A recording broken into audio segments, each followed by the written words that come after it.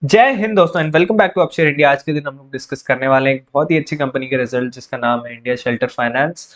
ये एक एनबीएफसी है, हाउसिंग फाइनेंस कंपनी है। इसके बारे में हम लोग थोड़ा सा डिस्कशन कर लेते हैं। इसकी जो सेल्स है that has increased from 251 crore to 361 crore, almost 44% का जंप आया है ईयर ऑन ईयर। एंड अगर क्वार्टर ऑन क्वार्टर देखें तो भी 327 करोड़ से 361 करोड़ के आसपास हो गई है। तो क्वार्टर ऑन क्वार्टर ईयर और ईयर दोनों में काफी ही अच्छा जंप है। उसके साथ साथ अगर हम नेट प्रॉफिट की बात करें तो 83.3 करोड़ से बढ़कर अब 119 करोड़ हो गया है। 108 करोड़ से लेकर बढ़कर अब 119 करोड़ हो गया है इसका नेट प्रॉफिट, जो कि also it is a decent increase. तो आइए इस कंपनी के बारे में थोड़ा देख लेते हैं, इसकी जानकारी ले लेते हैं। It has been incorporated in 1998। India Center Finance Corporation. It is limited. It is engaged in the business of housing finance. Business profile: the company finances purchase and self construction for residential properties by first time home loan takers through home loans and offers loans against property. तो home loans provide करते हैं और and it also offers loans against property. So it has a AUM, asset under management of 7,619 crores as of quarter three financial year 2025. तो इसका जो AUM है that has also grown with a CAGR of 35% between financial year to 19 to financial year 2025, which is a very big thing for a finance company. तो अगर bifurcation देखें तो home home loan से इनका 58% बिजनेस आता है और लोन अगेंस्ट प्रॉपर्टी से 42%। तो डिसेंट बैलेंस ये मेंटेन कर रहे हैं between home loans and loan against property से। जैसा कि इसके नाम से ही पता चलता है, it focuses majorly on affordable housing finance to underserve customer segments primarily in tier 2 and tier 3 cities. So इनके कस्टमर की प्रोफाइल भी हम लोग अगर जानना चाहें तो 70% of borrowers are first time mortgage borrowers. 99% of loans have women applicant driving financial inclusion. 99% of loans have a woman applicant driving financial inclusion, that which is great.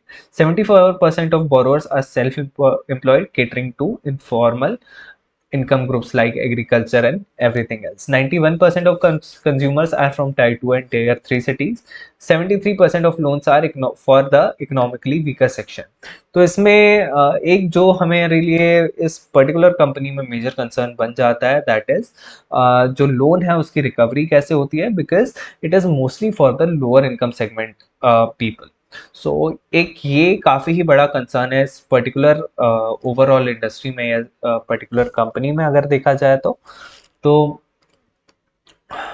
इसके हम लोगों को नॉन परफॉर्मिंग एसेट जो है उनको भी view करना पड़ेगा। तो स्टॉक का वैल्यूएशन अगर देखें तो very decent, it is on the PE of 22.7, industry PE 20.3 के आसपास है। Sales growth 41%, great.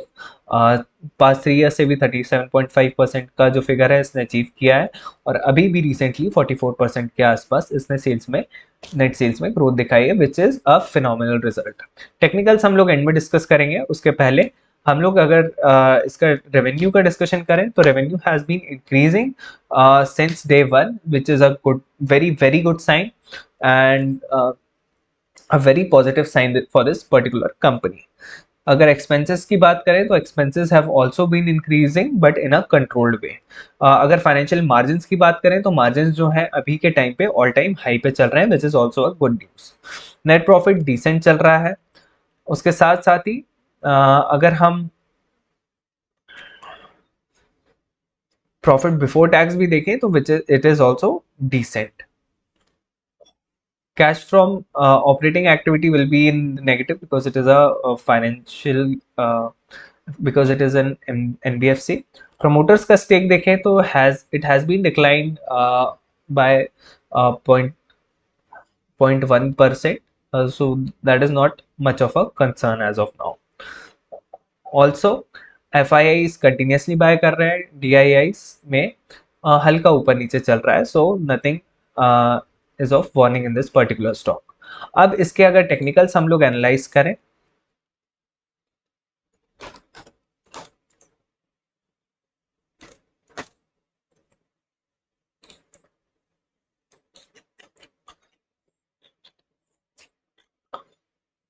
तो अगर टेक्निकल्स की बात करें तो यहाँ से एक अच्छा सा गैप अप हमें देखने को मिला था अराउंड 899 800 900 के लेवल्स के आसपास, एंड अब उसी जोन में ये आता हुआ दिख रहा है। तो हमारे लिए for the short term view ये रहेगा कि ये 900 से 934 के लेवल के अगर बीच में के अगर ऊपर जाता है तो this will be a positive sign for us. अभी के टाइम पे एज ऑफ नाउ यहाँ पे एक लोअर लो बनाने के लिए जा रहा है ये पर्टिकुलर स्टॉक, तो अभी के टाइम पे जो है the trend is on the negative side. और मोस्टली ये जो पर्टिकुलर स्टॉक है ये टू 838 के आसपास एक सपोर्ट लेगा, then it might move in the sideways direction for a while and then it might give a gap up. So this is what the stock is all about. उसके साथ साथ ही हम लोग निफ्टी का एनालिसिस कर लेते हैं। निफ्टी में भी देखते हैं आज कैसा इवेंट रहा। आज के दिन काफी वॉलेटाइल रहा। It was suppose to end in a negative note, but due to some reasons it ended on a positive note, and हम लोग यहाँ पे क्लियरली देख सकते हैं कि हमारे जो लेवल्स हैं दैट वाज 24,400, उसको काफ़ी अच्छे से रिस्पेक्ट किया है मार्केट ने। सो अभी के टाइम पे हमारा व्यू ये है कि there will be a bullishness in the market for maybe for 1 to 2 days, and then it will move in the sideways direction for sure.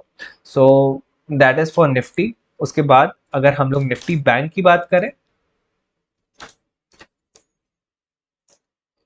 तो निफ्टी बैंक भी ने भी सिमिलर मूवमेंट दिखाया। हमारे लेवल्स को 55,050 को काफी अच्छे से रिस्पेक्ट किया, and it might move in a positive direction for a while now. So also हम लोग डे वन से कहते आए हैं कि जब भी ऐसी कैंडल बनती है पूरी इनगल्फ कर लेती है प्रीवियस कैंडल को, then it is a positive sign for any index or stock. So are bullish for 2-3 days for bank nifty is bullish, and for nifty is in the sideways direction. So thank you, Jai Hind, and we'll see you in the next video.